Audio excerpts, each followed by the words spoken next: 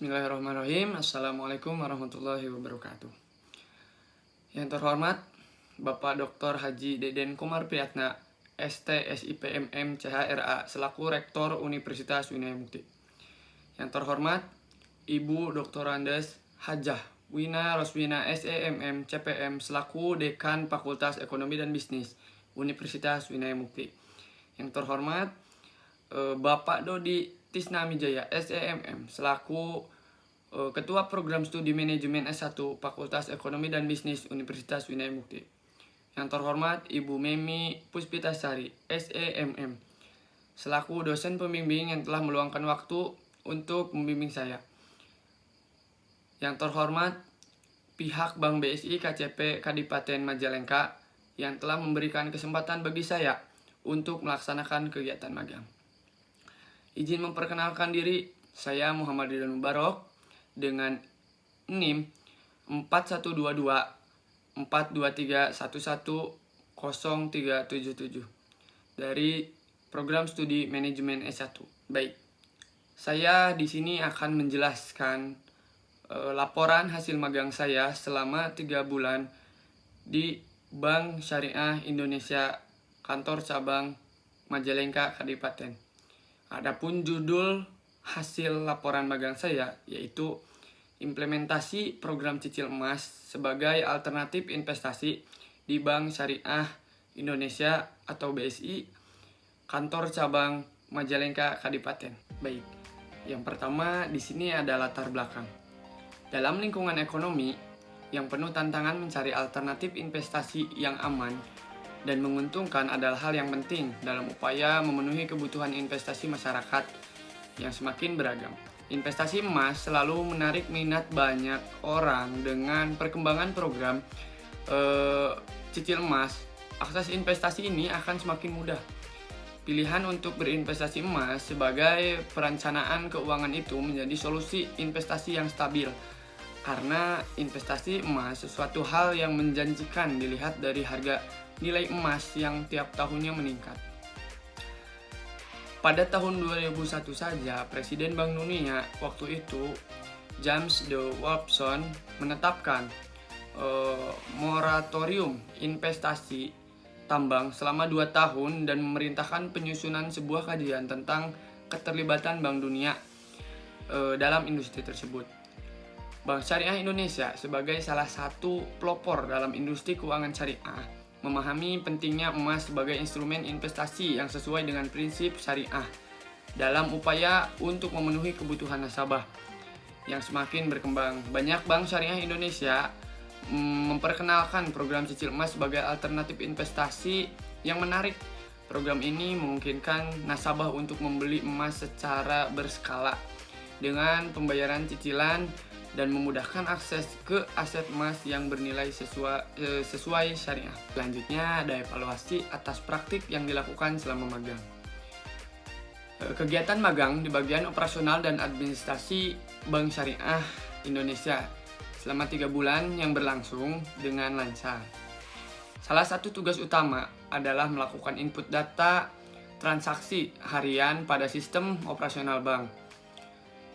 Pada awalnya saya kesulitan mengenai data apa saja yang harus diinput serta prosedur detailnya. Namun karena ada beberapa karyawan dari bagian tersebut membantu menunjukkan langkah-langkah dan memandu dengan tepat dalam melakukan input data tersebut secara sistematis. Selanjutnya melakukan refleksi diri atas pengalaman magang. Dari segi soft skill, banyak belajar tentang proses verifikasi data nasabah, pengelolaan dokumen transaksi, dan alur pelayanan yang melibatkan berbagai pihak. Selain itu, saya juga memahami pentingnya kerjasama tim dan komunikasi yang efektif dengan rekan kerja dan supervisor dalam menangani dokumen penting. Sedangkan dari segi hard skill,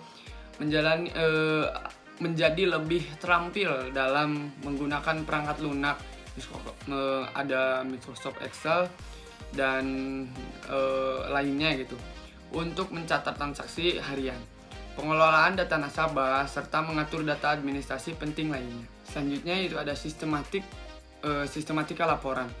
Di sini ada bab 1, menguraikan latar belakang dan tujuan yang mendasari kegiatan magang. Selanjutnya ada bab 2, menguraikan profil organisasi dan deskripsi aktivitas kegiatan selama magang.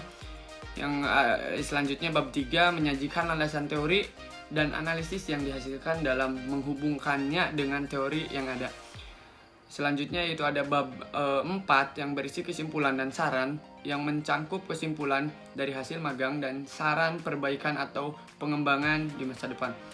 Selanjutnya itu ada bab 5 yang berisi refleksi diri serta relevansi belajar dan pengalaman magang, manfaat yang diperoleh, kunci sukses dan tidak lanjut untuk kedepannya. Selanjutnya yaitu ada bab 2 atau profil perusahaan dan aktivitas. Bank Syariah Indonesia atau BSI berdiri pada tanggal 1 Februari 2021 sebagai hasil pengembangan atau merger Bank Rakyat Indonesia atau BRI Syariah, Bank Syariah Mandiri atau BSM, dan Bank Negara Indonesia Syariah atau BNI Syariah. Pendiri BSI secara legal didukung oleh izin-izin dari Otoritas Jasa Keuangan atau OJK dengan nomor SR-3-PB.1-2021 tentang pemberian izin pengembangan PT Bank Syariah Mandiri dan PT Bank BNI Syariah ke dalam PT Bank BRI Syariah Tbk, serta izin perubahan nama dengan menggunakan izin usaha PT Bank Syariah Indonesia Tbk menjadi izin usaha nama atas nama PT Bank Syariah Indonesia Tbk sebagai bank hasil penggabungan.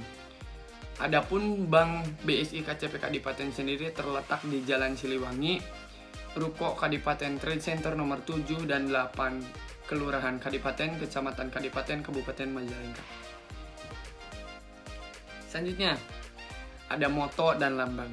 Pengenalan logo Bank Syariah Indonesia juga diumumkan pada saat peresmian Bank Syariah Indonesia yang disampaikan langsung oleh Bapak Direktur Utama yaitu Bapak Heri Gunardi. Logo tersebut bertuliskan BSI dengan bintang berwarna kuning di ujung atas sebelah kanannya. Di samping tulisan BSI tersebut tersemat kata Bank Syariah Indonesia. Adapun makna dari filosofi bintang berwarna kuning tersebut melambangkan 5 sila Pancasila dan 5 rukun Islam. Tulisan-tulisan BSI juga mencerminkan Indonesia yang baik di tingkat nasional maupun tingkat global. Selanjutnya itu ada dasar hukum. Dasar hukum Bank Syariah Indonesia diatur dalam Undang-Undang Nomor 7 Tahun 1992 tentang perbankan, yang kemudian diubah dengan Undang-Undang Nomor 10 Tahun 1998 dan Undang-Undang Nomor 21 Tahun 2008 tentang perbankan syariah. Pada Undang-Undang Nomor 10 Tahun 1998 ini mengatur secara jelas bahwa baik bank umum maupun bank perkreditan rakyat atau BPR dapat beroperasi dan melakukan pembiayaan berdasarkan prinsip syariah. Undang-Undang Nomor 10 Tahun 1998 ini yang kemudian menjadikan landasan hukum operasional perbankan syariah. Baik, selanjutnya adapun struktur organisasi di Bank Syariah KCP Majalengka sendiri, yaitu ada sebagai manajer Ibu Melia Dwi Indriani, sebagai wakil manajer yaitu ada Bapak Hari Sobari. Selanjutnya ada customer service, ada Ibu Popi Dwi Yulianti. Selanjutnya ada operational staff atau office yaitu Bapak Egi Erlangga. Selanjutnya ada teller yaitu Ibu Pahriela. Consumer business staff ada Bapak Anggi Robi Trisna Utama. Funding ada Ibu Eka. Microstaff ada Bapak Sakti Aji dan Bapak Rino Firman Mangun. Pramubakti atau OB di sini ada Bapak Iman. Satpam sendiri yaitu Bapak Ita dan Bapak Wawan. Yang terakhir ada driver yaitu Bapak Iswandi. Selanjutnya itu ada visi misi. Pertama visi. Di sini visi Bank Syariah sendiri yaitu ada ingin menjadi top 10 global Islamic Bank. Selanjutnya ada pun misi. Yang pertama memberikan akses solusi keuangan syariah di Indonesia, yaitu melayani 20 juta nasabah dan menjadi top 10 bank berdasarkan aset 500 triliun dan nilai buku 50 triliun di tahun 2025. Selanjutnya itu menjadi bank besar yang memberikan nilai terbaik bagi para pemegang saham atau top 5 bank yang paling profitable di Indonesia atau dalam kurung ROE 18% dan evaluasi kuat. Yang ketiga menjadi perusahaan pilihan dan kebanggaan para talenta terbaik Indonesia. Perusahaan dengan nilai yang kuat dan memberdayakan masyarakat serta berkomitmen pada pengembangan karyawan dengan budaya berbasis kinerja. Adapun nilai-nilai perusahaan yaitu ada singkatannya akhlak. A-nya yaitu amanah. Amanah memegang teguh kepercayaan yang diberikan. Ada K, kompeten, terus belajar dan mengembangkan kapabilitas. Ada H, harmonis, saling peduli dan menghargai perbedaan. L, loyal, berdasarkan dan mengutamakan kepentingan bangsa dan negara.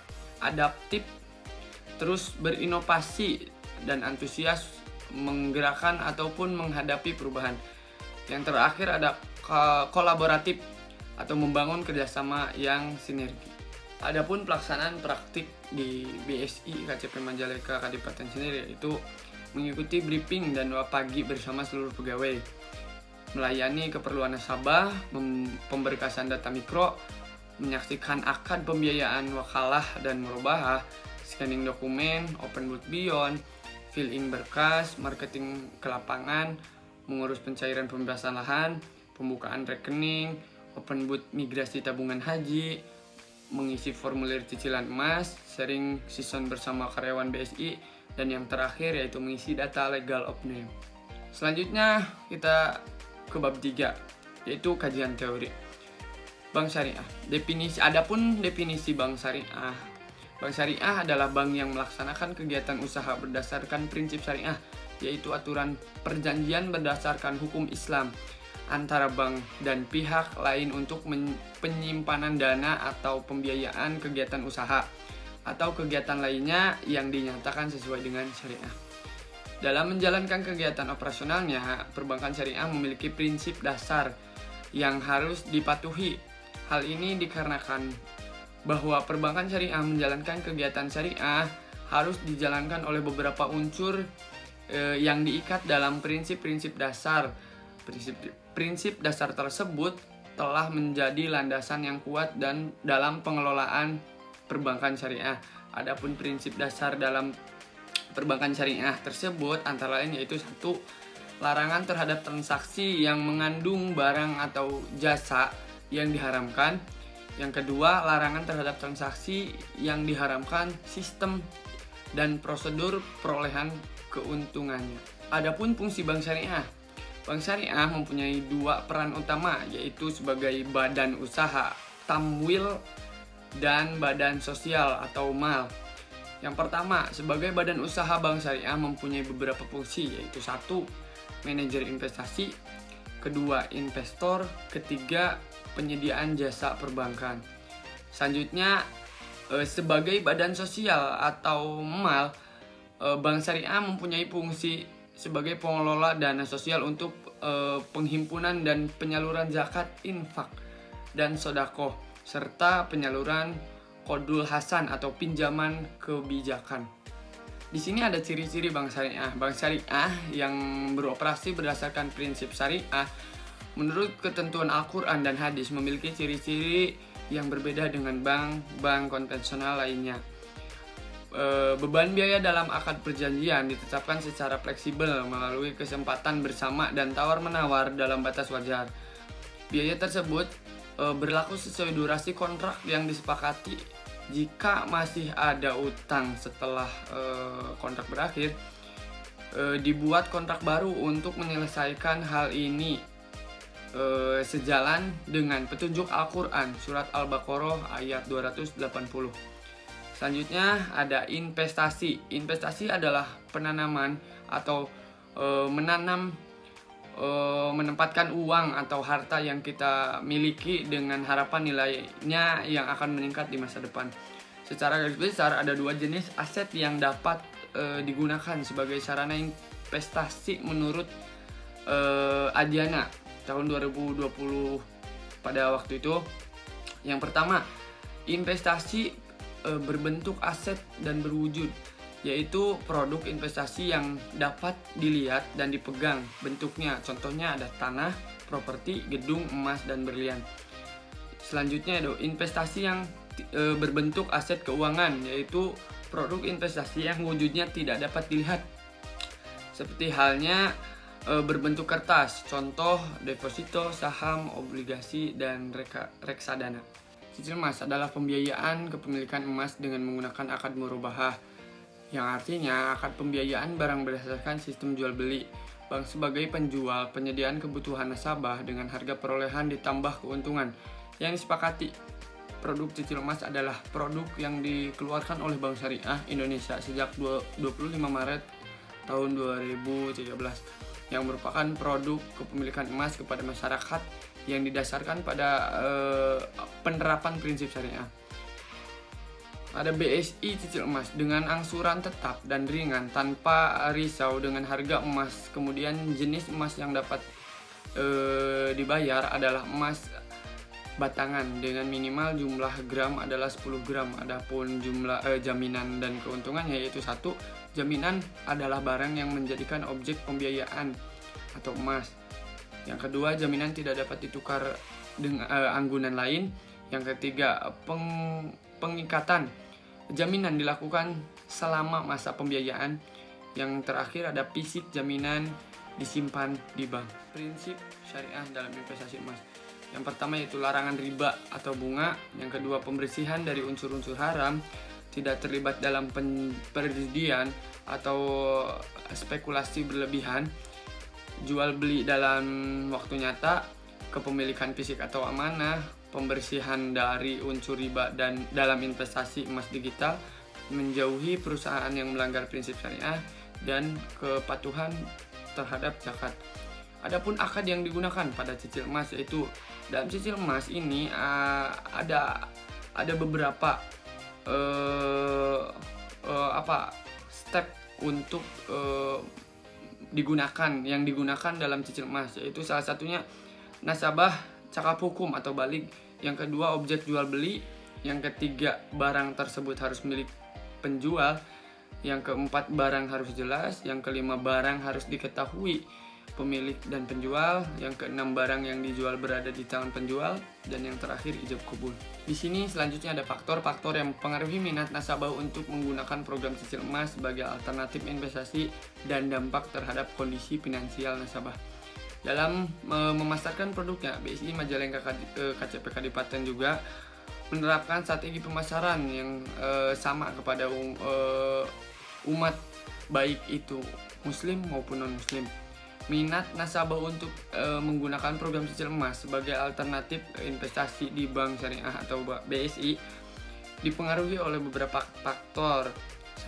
Salah satunya yaitu harga emas bagi hasil, kepuasan pelanggan, pemahaman syariah, promosi dan edukasi, kepemahaman tentang produk, keuntungan investasi, resiko dan keamanan, kepercayaan pada bank, situasi ekonomi, dan yang terakhir itu keperluan pribadi.